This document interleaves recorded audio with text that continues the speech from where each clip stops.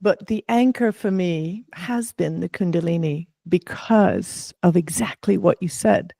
We need, as humanity right now, teachings that can cut through the mental, emotional dominant state so that we can experience the essence of who we are.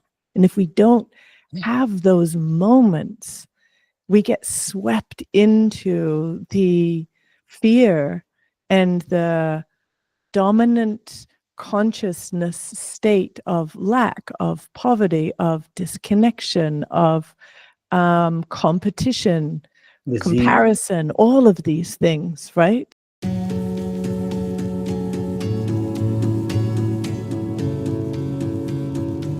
Welcome, wherever you are.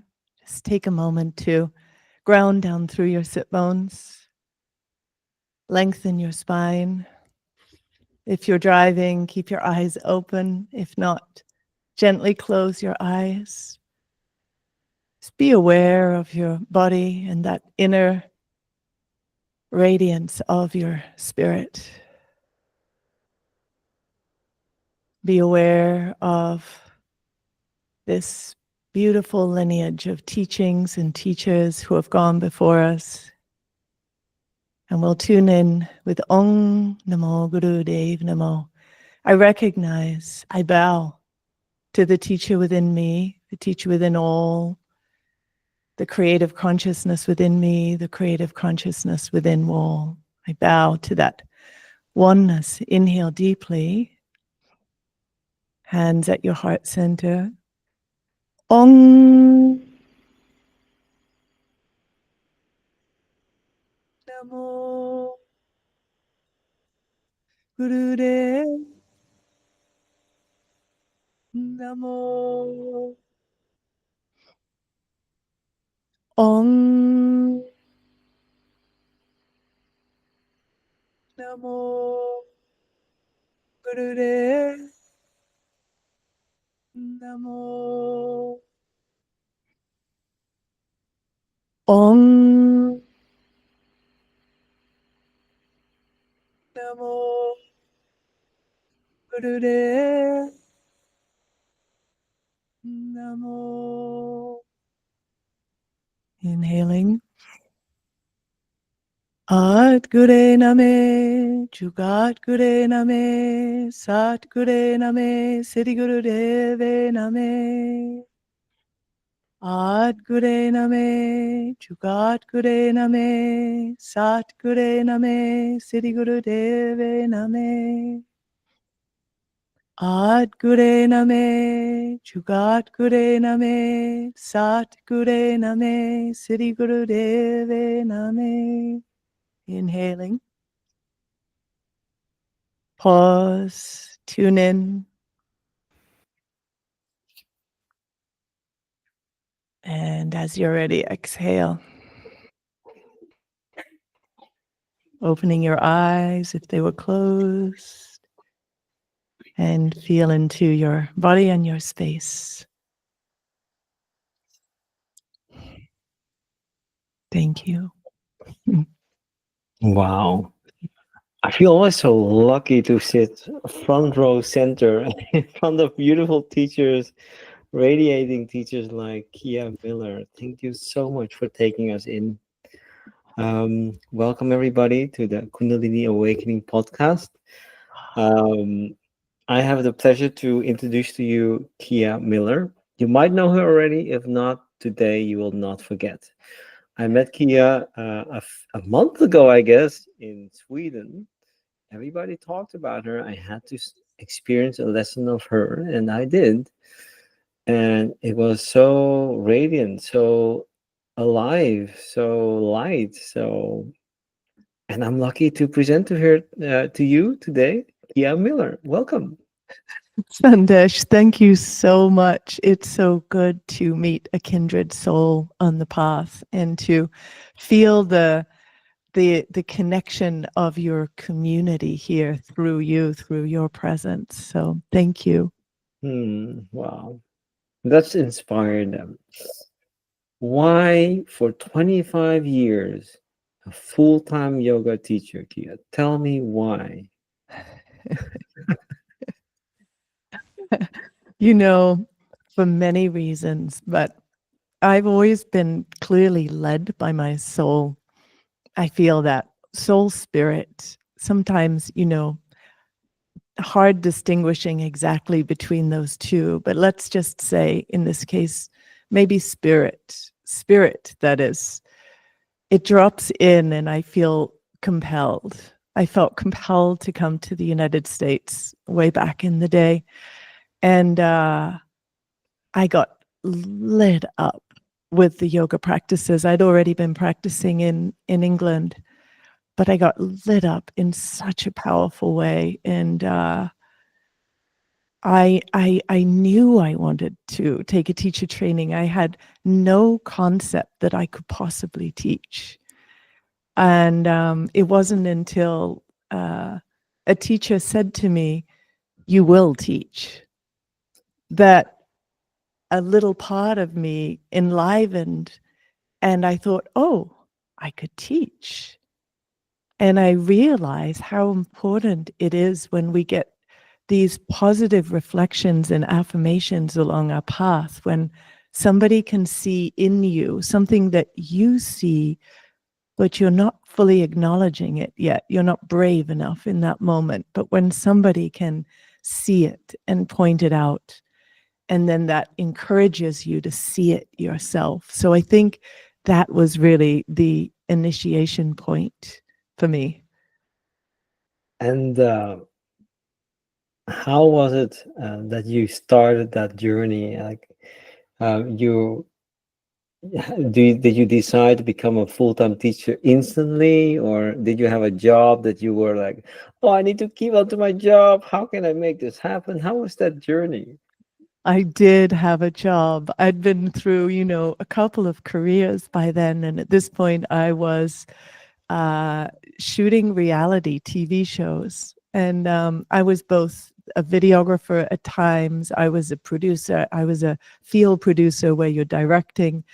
And then I completed my teacher training and I moved into the story department where I wouldn't have to move so much.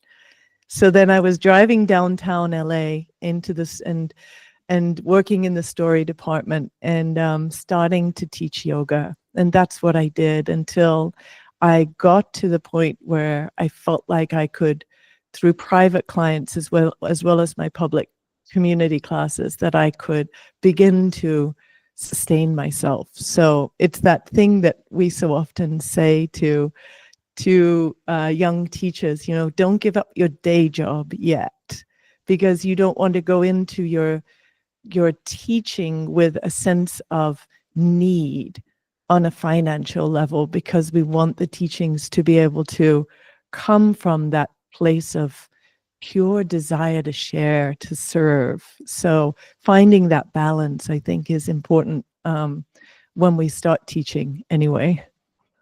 Hmm. And how long has it been ago that you said, I'm going full time? That's probably 20 years. Wow. Mm-hmm. And Yeah. from that moment on, right? Give us a short like story. What has come onto your path? What are the milestones? I'm curious. Just miracles have come onto my path. So many miracles. When I first committed, I was teaching vinyasa yoga primarily at YogaWorks in Santa Monica and different studios around town.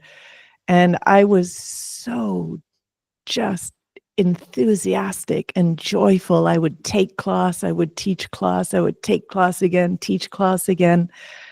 And I was just filled with the joy. I was also practicing Kundalini Yoga. And at some point, somewhere in my first year of teaching vinyasa, I had an experience in a Guru Singh class in the old Yoga West in LA. And it was one of those moments after stretch pose. And I was just lying there. And I had this feeling where all the veils dissolved. And I felt myself. And I remember just a passing thought, oh, that's who I am. And then that was enough for me. So that milestone was huge. That set me on to digging a really deep well with Kundalini Yoga to understand it, to yeah, I did the teacher training. I started supporting teacher trainings almost right away. I just dove in, and it was profound. Then I got to a point in the journey there where already hearing certain things and feeling certain things within the close-knit community where I was like, oh, I just want to go out and find affirmation of these practices for myself in order to really teach them with confidence. I wanted to have some affirmation. So I studied a little with the Bihar school in India, in Bihar. If you don't know of them, they have the most extraordinary collection of, I call them manuals, they're books. You'll see them on the bookshelf in the yoga, area. They have 3 little white lines on them and different colors, and they're extraordinary. And the ashram there, pretty extraordinary. So I dove in. I saw a lot of reflections of what is being taught in the Kundalini path in those teachings, which was the affirmation I was looking for. Then I studied with the Himalayan Institute in the US and also in India, which is also a tantric Kundalini tradition. I saw so many affirmations there, and even a deeper journey for myself in the meditative space, learning how to hold the meditative space that the Kundalini teachings were taking me to, but I didn't yet know how to hold that space. So that was a really important journey. Then I could come back to the teachings I'd learned of Kundalini and take myself even deeper. And then I studied with another Kundalini tradition in the Himalayas, and also so many affirmations of dynamic movement, kriyas, Bastrika, breath, fire, all of these kinds of things. And then at some point in there, one of my mentors said to me, oh, why don't you just add a little Kundalini into your class? But then I actually added whole Kundalini classes at YogaWorks. They would only let me put them in the afternoon section where it was a community class where people just came in for like $10. I was game with that. And it was soon a thriving class. People were ready for it. And I could introduce it in the same language as I was learning, as I had from Vinyasa, so that it wasn't too big a leap for them. I did lots of breath work, very little mantra at the beginning. And then slowly I was, bringing it all in. So those were some big milestones for me, each one of those. And then later still, I had the blessing of teaching with Dr. Joe Dispenza at a retreat he was leading. I don't know if you know of his work. Mm. And that he just gave me all the scientific language I needed, the neuroscience language I needed. And I was part of a lot of studies done on the effects of meditation and the effects, ultimately, what I know to be the effects of Kriya. And so then also had this other body of language to be able to share with students, especially, I think, intelligent, well-read students who have a good critical mind, let's just say. And they need a little bit of extra, they need to know the why. Well, why do I do this? Yeah, their So I mind. felt that, yeah, exactly. That having that more scientific language that could explain the Vedic teachings, but in the language of science, consciousness and energy versus Shiva, Shakti, or however else we might choose to share. So there have been so many milestones, I think, but those are some, yeah. Wow, wow. It seems like you, when I hear this short story, you dive deep into teachings and find all the different ways that you can share the teaching in the right perspective on the right level for each uh, student, because every student has a different background, right? Yeah. Yeah. And I guess that's what made me recognize the quality in you. You brought a very strong lesson in Mela Yoga, first of all, to me, but in a very light way. And I must say that was very touching. People didn't know how strong the lesson was, but it was very, very strong. But you brought it very, very light. Have you always had this style, or did you evolve into it? Uh, I think I had it from the beginning in a small way, and I think it grew in me over time because I came to realize after being in different yogic communities, different ashrams in India, and sensing the different ways communities live together or practice together, I think what was always the most attractive to me was fun. And I remember thinking, why does the practice have to be rigid discipline? Why does it, ultimately, if we want to build the energy of gratitude and love and kindness and compassion, to me, a good initiating force is to be having fun. And so that invoke that lightness of being so that we don't take ourselves in our practice too seriously. And by that, I don't mean that it isn't a subtle seriousness to it, a commitment, a connection. But sometimes if we get too serious, it becomes dry and it becomes more effortful, and or we could become too precious about our practice, and then precious about who we are as a practitioner or a teacher, or precious about our way of yoga. It's the best, or it's the fastest, or whatever we might think. And so for me, keeping it light and approachable feels very inviting. Like we could create our own relationship with the teachings and feel empowered by that. And to find the ways that it's opening us in joy. And yes, there's moments of frustration, and there's moments where we meet our edge, and there's moments where we hit a pocket of sadness and it has to come through. But learning to hold ourselves in the sense of lightness. So yeah, I'm glad that that's what you felt. Mhm. Yes, because it's so important that people open up. You're so right. If I was in the Ukraine just after Mela Yoga, and before I left after coaching and teaching, they asked, "But we're gonna get a loving yoga class, right?" I said, "Oh, you want that?" Yeah.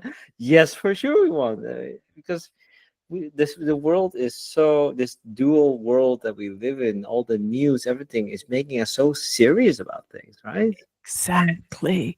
Exactly. And it's something that I really learned within the Dr. Joe Dispenza teachings, is this idea of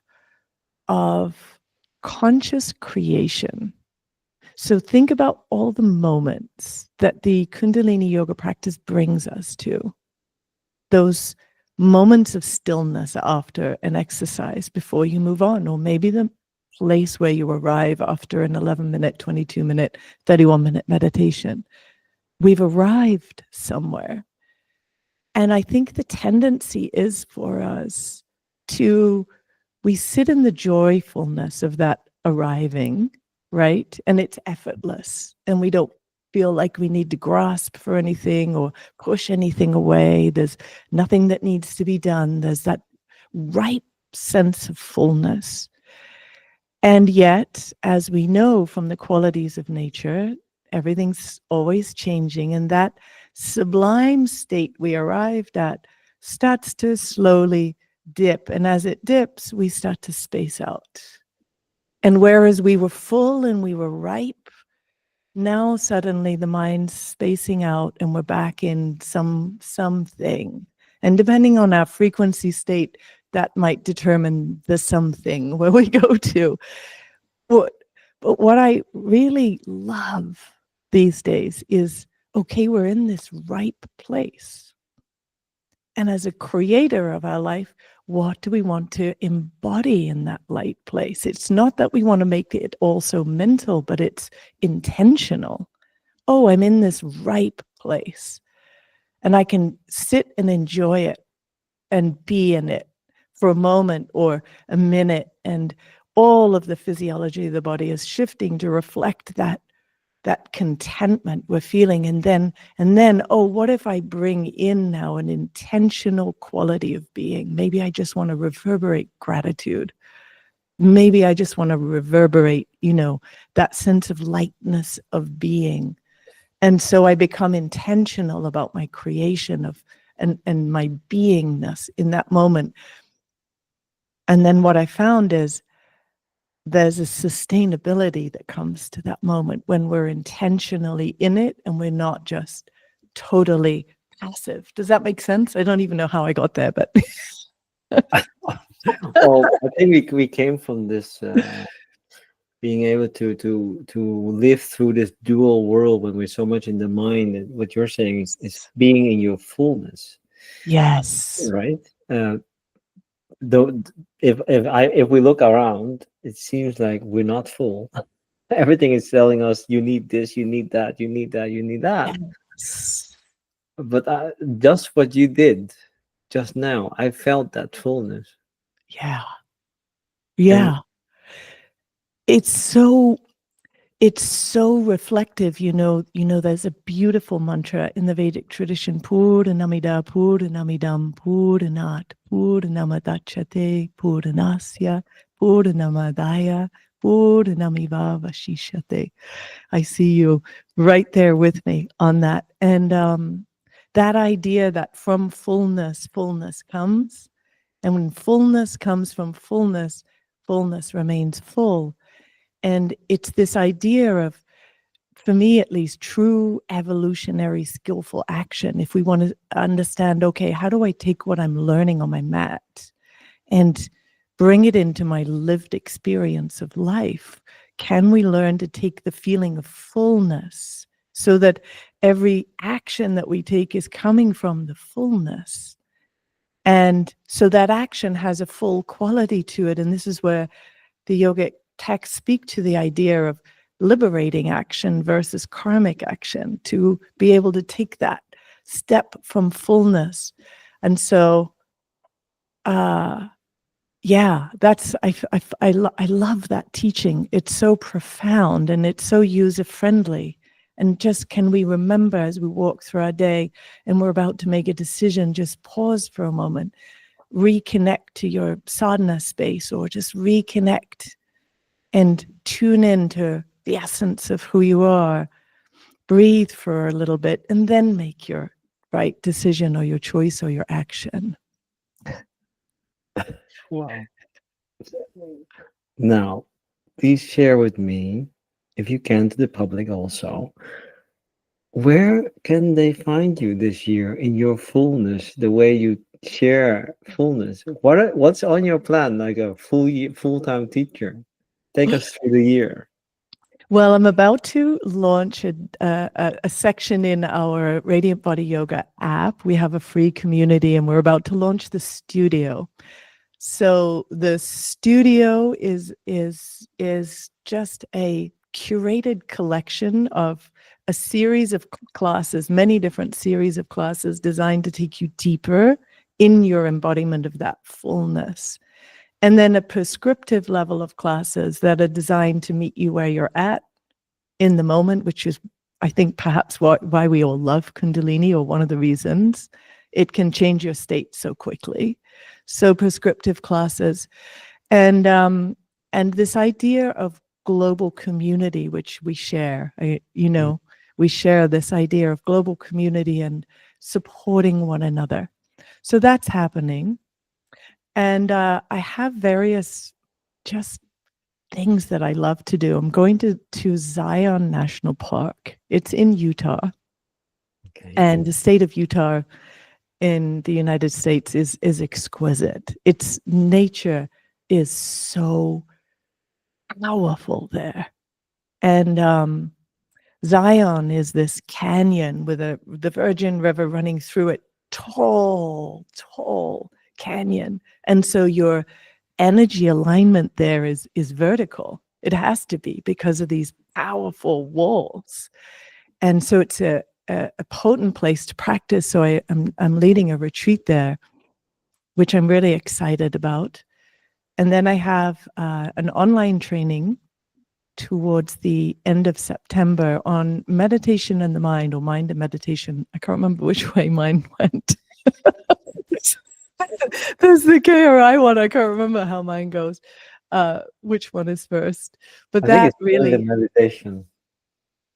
so it must be meditation in the mind. Yes, I don't know how it came to be that, but that's a combination of all of the different methodologies of meditation that I've learned, because what I've realized is that there's many entry points into embodied presence, let's just say.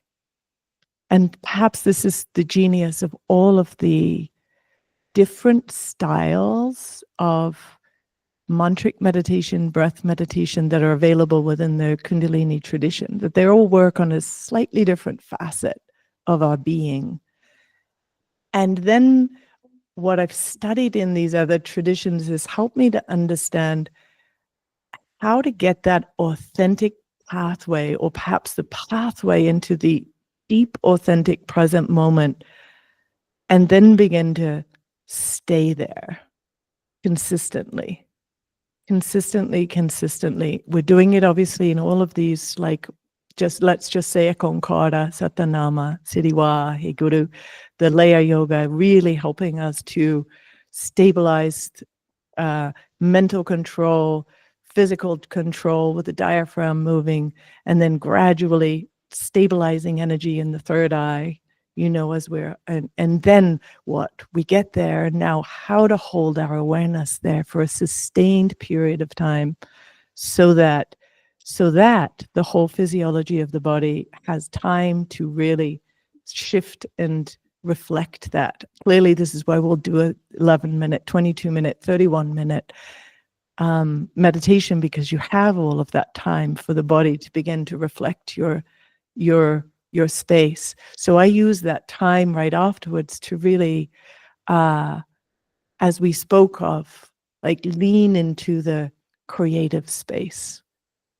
So that's coming up in late September, October. It's an online course, but there's a live element to it, like, just to create the conscious community. We see each other, we hear each other, we share experience, which opens doorways for other people who might not be thinking that they could have that experience, or even that it was possible, right?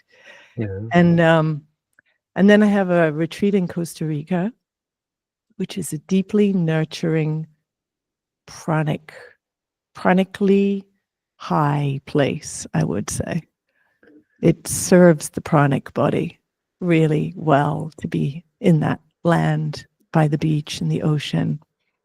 And then Greece, somehow, Greece is happening in the first week of May next year. So I'm excited about that too.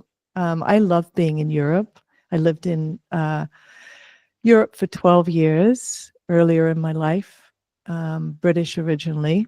And I love the sensibility of European people. And yeah, so I'm looking forward to Greece, and we're calling that one Enter the Temple, and the temple being the body, and really exploring the subtle body through the practice. Wow.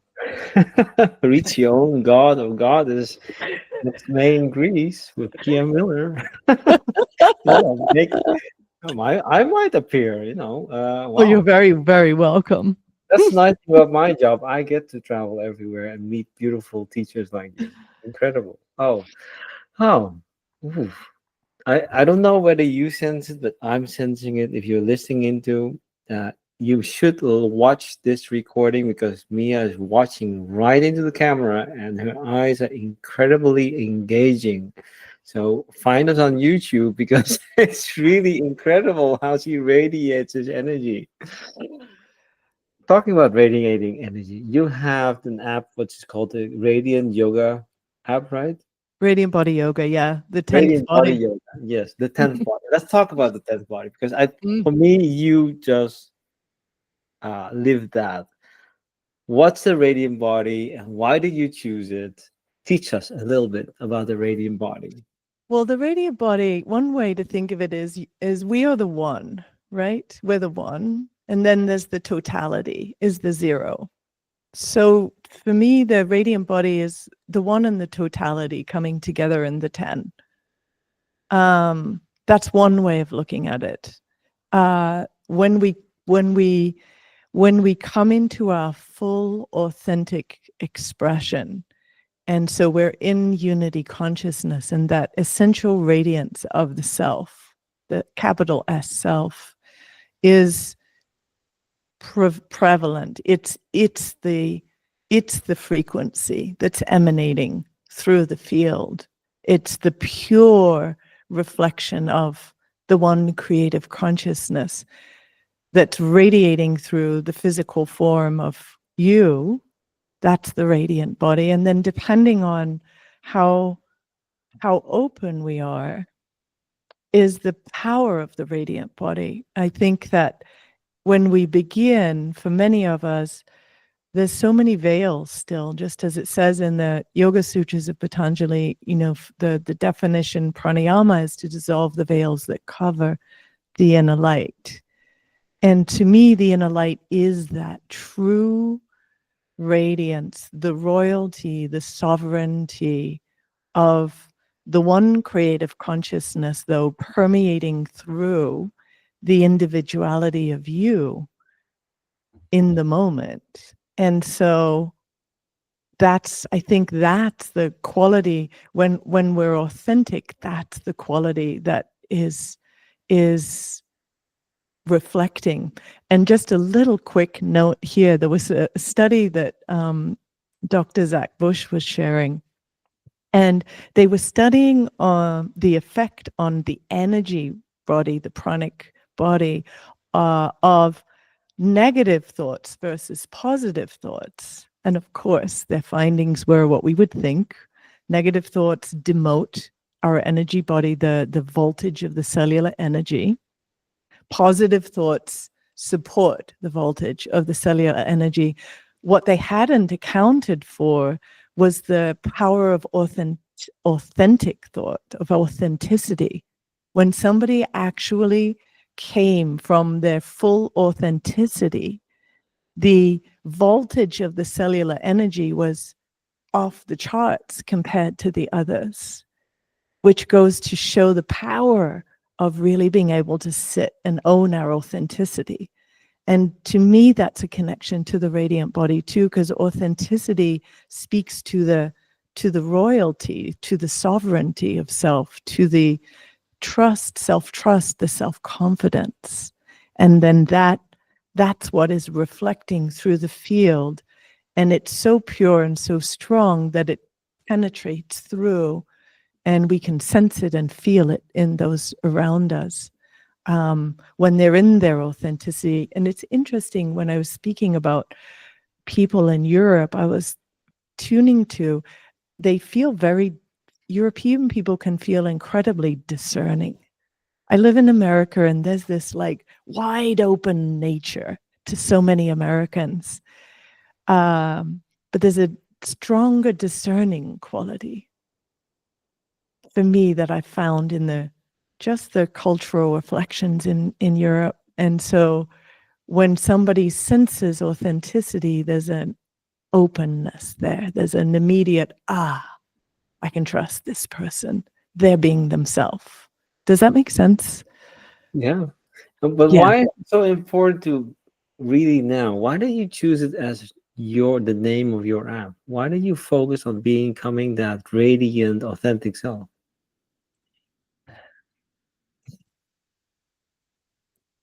It just felt like it felt to me like such an honest expression of where the practices take you. They take you into your sovereignty, into your royalty. It is an expression of us in our most connected, elevated place. We're radiant. And that radiance is magnetic and powerful and inviting. And so really that was my decision at the time.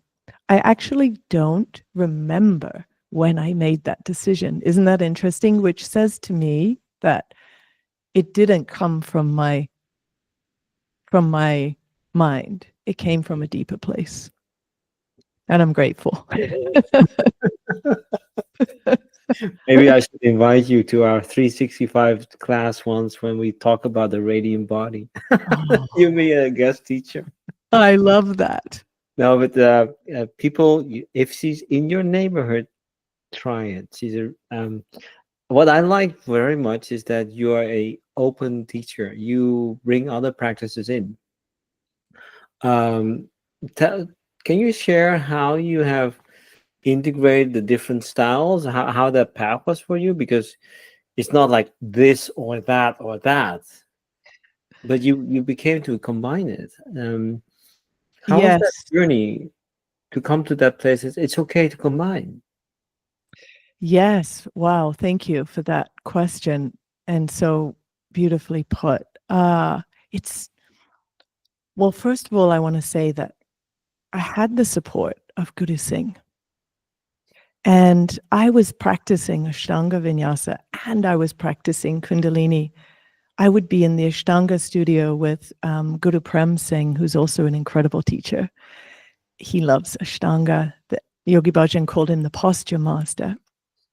And we would be joking with each other that we were doing Ashtangalini because we would be in the Ashtanga room in the morning and then we would be somewhere in the afternoon doing our Kundalini, or for him, he's deep, long, big sadhana. So he'd already done his Kundalini. And then when I started to teach Kundalini in those community classes, I knew that I couldn't go straight in, and I knew that I should give people a little of what they were used to, like let's do sun salutations first.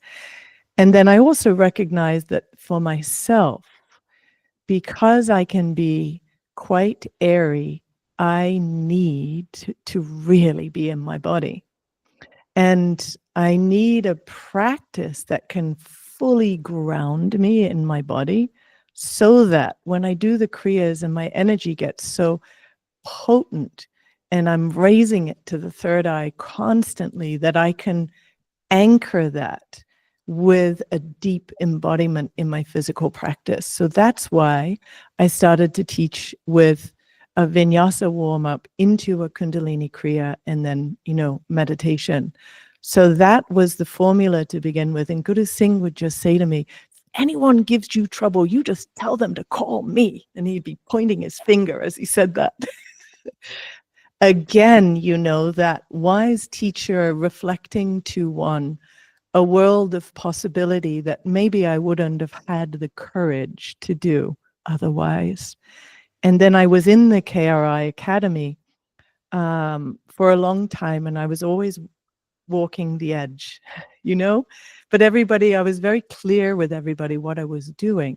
Some liked it, some didn't. And that was just, I understood that was the way that I needed to walk. And then all these other traditions, what's happened is that they've expanded my experience of yoga. The felt experience of yoga has been expanded. And so now everything that I've learned through my own direct experience comes through as I'm teaching, because it's part of the truth of my experience. And so then all the different lineages I've studied in start to all just become this body of experiential knowledge that is ready to share. And so that's how it's evolved since then. Mm. Did you know that Guru Singh was before you in the podcast? I You thought didn't. that? I didn't. I Wow. interviewed him about a month ago. So you're Wonderful. Wonderful. yes. At the Kundalini Yoga Club, we also very much promote the idea that how I understand it, it's you know the teachings are great, and they've come from a different time where the world was less complex. Hmm. But the challenges we face now are so complex, Yeah. and I don't believe we should use one tool set. Right. I believe this higher self, this when we radiate, we have so many tools to our uh, in our choice that the self is coming here to experiment, to learn from a combination of tools, and only experience will tell whether it's right or wrong. And you cannot judge from it from the mind. I mean, Yeah. let's look at the big complexity and everything that's coming to at us as humanity all at Yes. once. Yes. And it's just beautiful that you step out there and say, okay, let's do Ashtanga first, and then do the Kundalini. Grateful that you're doing that. Hmm. And you choose to be a prominent Kundalini teacher, or are you feeling the moment, or what has been your anchor as a style? Uh, I mean, both, both. But the anchor for me has been the Kundalini because of exactly what you said. We need, as humanity right now, teachings that can cut through the mental, emotional dominant state so that we can experience the essence of who we are. And if we don't have those moments, we get swept into the fear and the dominant consciousness state of lack, of poverty, of disconnection, of competition, Disease. comparison, all of these things, right? Yeah. To me, also, this is the importance of what you're doing. You're connecting teachers. And what I'm doing in creating a global community, it's like to be able to come together and to be with like-minded souls and to have the positive reflection and affirmation of what it means to be a human being, a spiritual being, an awakened being. How can we live through these turbulent times but not lose that core self-identity that is like the blueprint for the world of possibilities that exists in this incarnation, of which we're only aware of a tiny fraction. And the yogic texts speak to all the different experiences available in the human, within the human body. And so I want to lean in and keep tapping into those extraordinary experiences that allow us to feel the interconnectedness of of nature, to feel the strength and the power of what's possible in this human incarnation.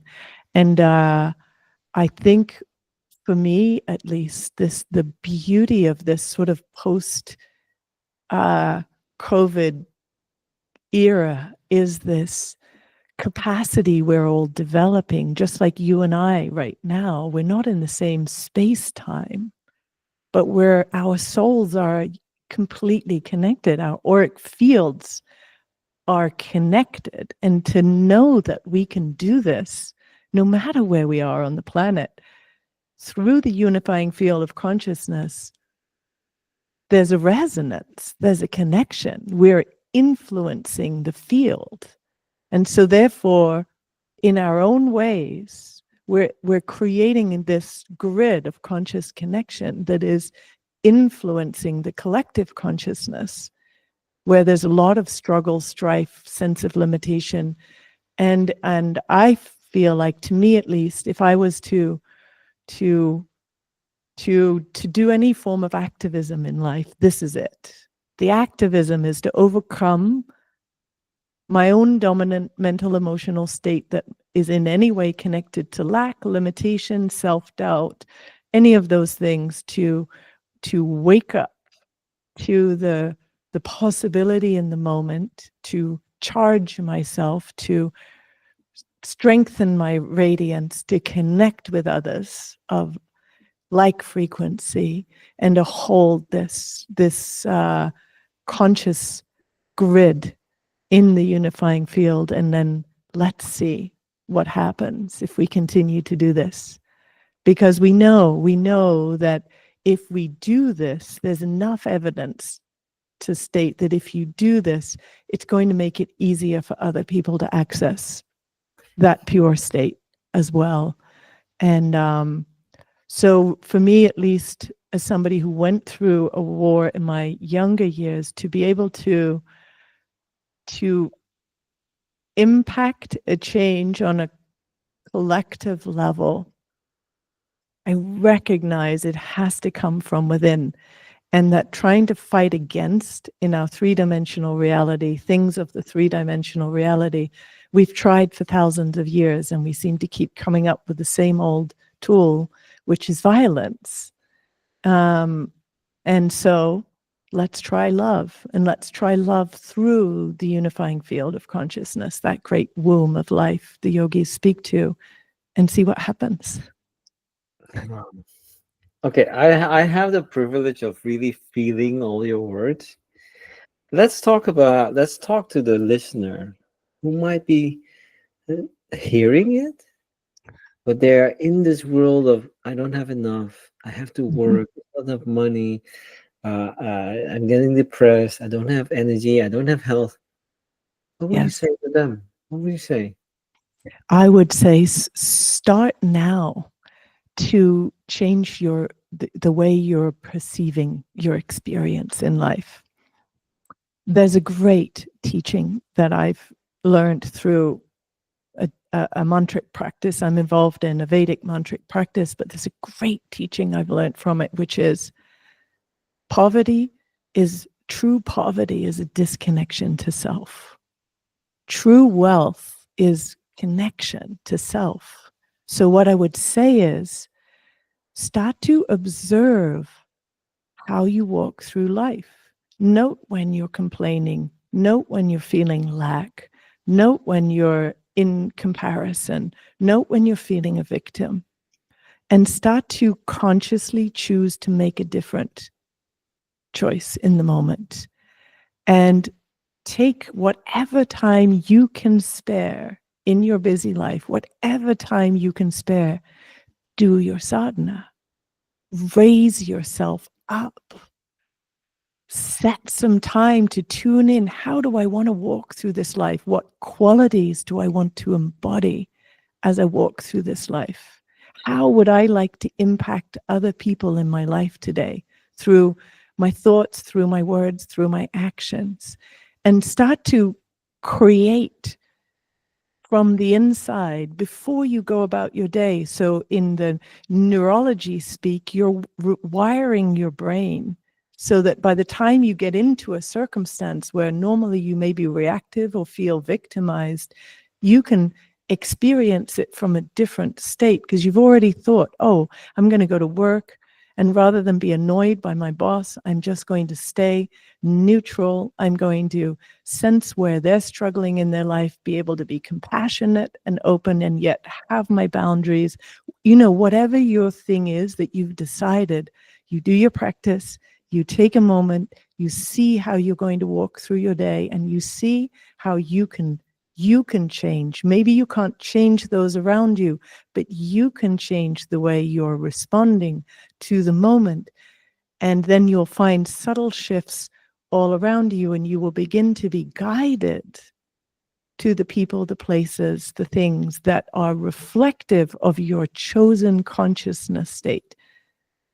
So to me, this became so clear in my early days. Somebody said to me, Fate is when you get out of bed and you just roll with the punches of the day. Destiny is when you get up, what do we say? You get up, you set up, you keep up. You get up, you do your sadhana. Now you've chosen the state that you want to carry through the rest of the day. You've accessed it. You've decided how you want to walk through the day, what energy you want to carry, how loving you want to be. And then you're stepping through onto your destiny path. Destiny because you've chosen your state. You're not a victim anymore. You are the creator of your life from that perspective. And it's important for all of us, I think, to recognize no one's going to do the work for you. There's no knight in white shining armor and a white horse or however it goes who's going to sweep us off our feet, ladies, and just we'll be happy ever after. And there's no guru who's going to come touch your forehead and say you're enlightened. We all have to take responsibility for who we are and how we're showing up. And remember, we are not a victim. Life is happening for us. The challenges are happening for us so we can step up and strengthen and grow and see something that we couldn't see before. Life is happening through us. The moment we tune in, we check in, and we feel that pulse, that inspiration, the insight, and we follow it, then life is happening through us, as us, and we tap into that powerful, I feel like it's like a powerful force, a river on the inside that is guiding us forwards, and then life doesn't feel so effortful. We have inner support. And we begin to build, I think, self-trust. I trust myself. I trust my decisions. I trust that I can take care of myself in this moment. I don't need anybody or anybody else to change the way they are for me to be okay. I take full radical self-responsibility.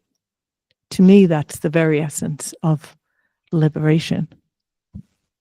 Full radical self responsibility. Incredible. That just hit me. Whew. Wow. Thank you. Are you still there? You're listening? That was really. I teach my daughter the same way. I was taught by a teaching of Osho. He said, freedom is the ability to perceive the consequences of your actions and carry them through life. It's not drinking a Coca-Cola, having the money to buy a yacht or whatever. It's about taking the choice to live the day and to be responsible for anything you create. Yeah, so it's all about self-responsibility. And if you cannot do it alone, that's why we're here. Kia has her own community. We have our community. Hook yourself with a community of like-minded people, because life is not always easy. We need a helping hand sometimes, but we need to make that choice to step into a community. That's why we met at the Mela Yoga Festival, right, in Sweden. Exactly. That was such an incredible community, wasn't it? An incredible community.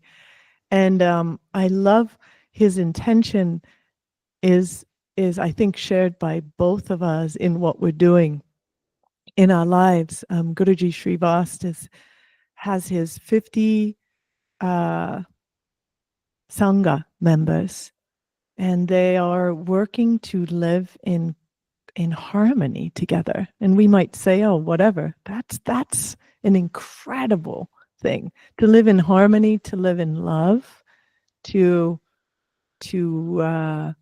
hone the skills of self-reflection, self-correction, to learn how to be in a community without projecting your own discomfort and wounds onto somebody else or community members, and how to keep that whole avenue clear and clean. It's a powerful vision. So his vision is to impact the collective consciousness through the consciousness of their group field.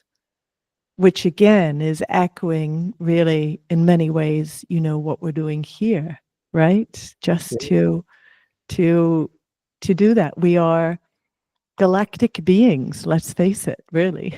And so let's And then that's also that unifying field with what you talk about, the unifying field. If yes. they created it, they held that space, unifying the yogis, the different styles, and we connected through it. So you made that choice to appear, I made the choice to appear, and we were connected through that field, and now we're here, right? Yeah. So if you're still here listening, connect to that field through one of our communities. Don't be shy. We're there for you. We are. And then, I mean, just that final note on that, I think for me to come into the understanding of in the quantum physics, when you're in time space instead of space time, when you're in time space, there's infinite time, infinite space. It's all happening in the eternal now. That's a big thing to grasp. But I think that any of us who have experienced that moment, which we do in our Kundalini yoga practices, we experience that unity moment beyond the experience of ourselves as separate beings. And the more highly tuned we are when we drop into that moment, the more powerful we are as creators. That's the moment where you expand yourself in gratitude, vision.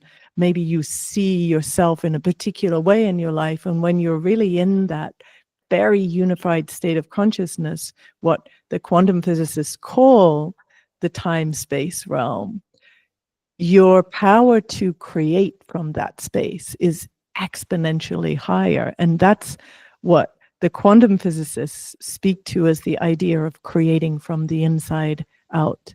Create it first within, in your vision, in your energy, in your feeling state of already being wherever it is that you want to be.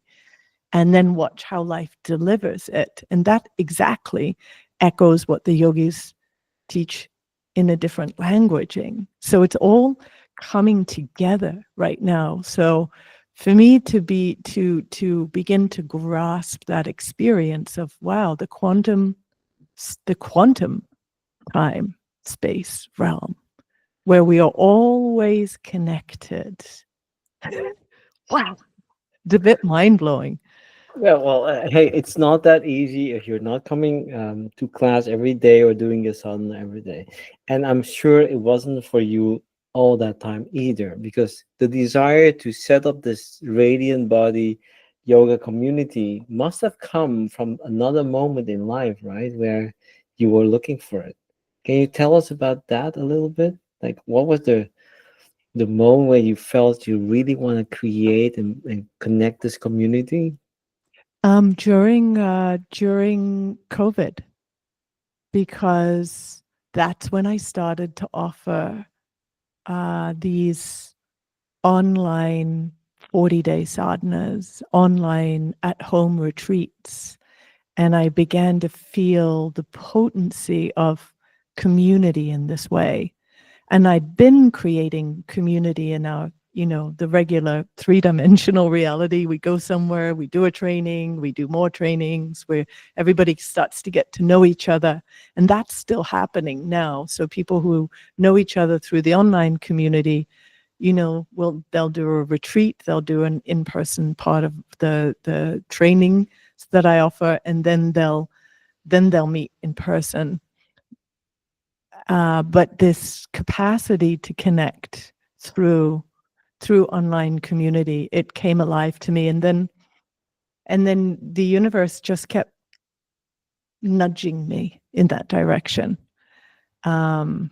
and letting go of certain things so that this could happen. That kind of thing, Again, it's always, how do we approach the challenge that arises in our life? Can we see it as a gift, something that perhaps may be a challenge, such as letting go of one thing in order for something else to be birthed? And so I've learned to trust this process. And yeah, so here we are. building this deeper level of online community, global community. And if we fast forward, let's say another 10 years, where are you going to be, Kia? What do you want to manifest or create? It's such a good question.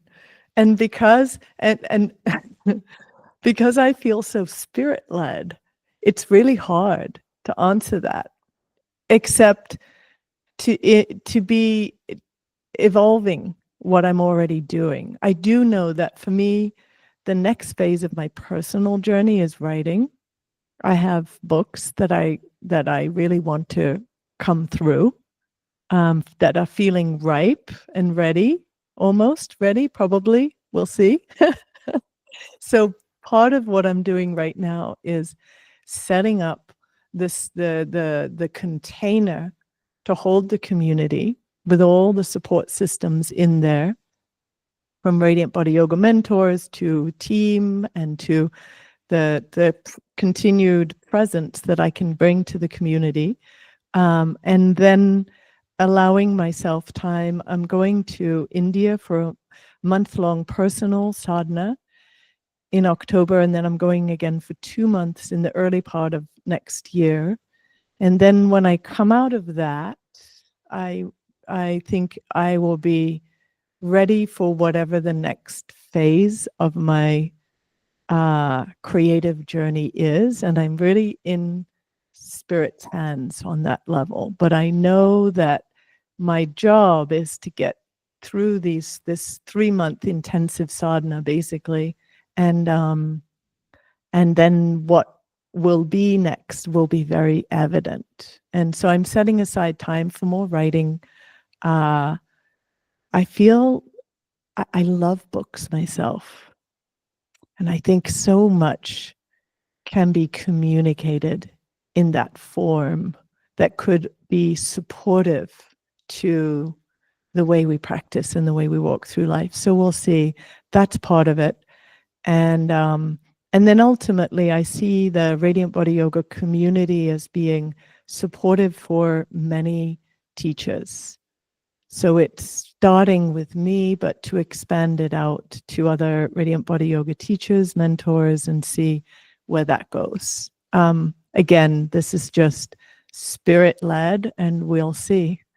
One thing is a big commitment for myself and my team is that if it starts feeling like work, then we need to back off. So we just had a launch date and we backed off because everyone was starting to feel stressed. And we were like, we don't want to work like this. In fact, we want to create, not work. That's our, so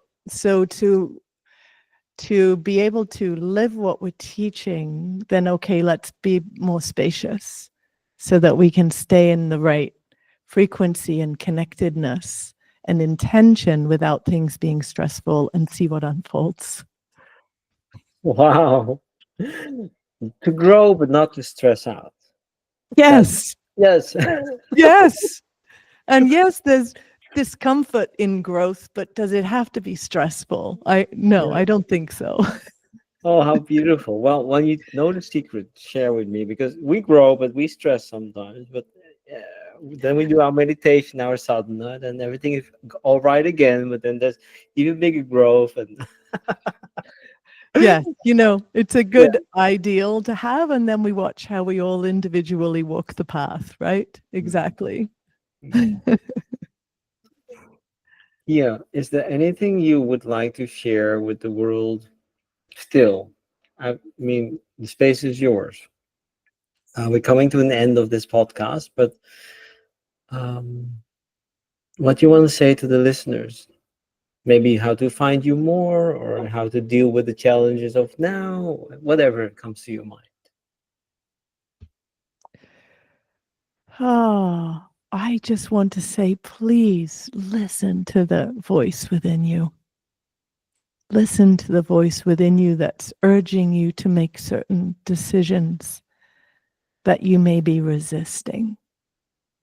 Trust, learn to trust that voice within you. In my experience, it's never let me down. And all of us, in order to grow, we have to be willing to let certain things go. Whether it's a dominant emotional mental state we're gripped to, if we're in fear or we're angry, or if it's a way of relating that we need to let go of, or a person or a place, but to listen to the voice within, because this is, in my experience, and it can sound a little woo-woo, especially you're like, oh, Americans, look at them. But it feels that there is a quickening happening right now, and we're all feeling the pressure of life and political decisions and, you know, everything that's happening on the level of the three-dimensional world. And what it speaks to me is this importance of the spiritual journey.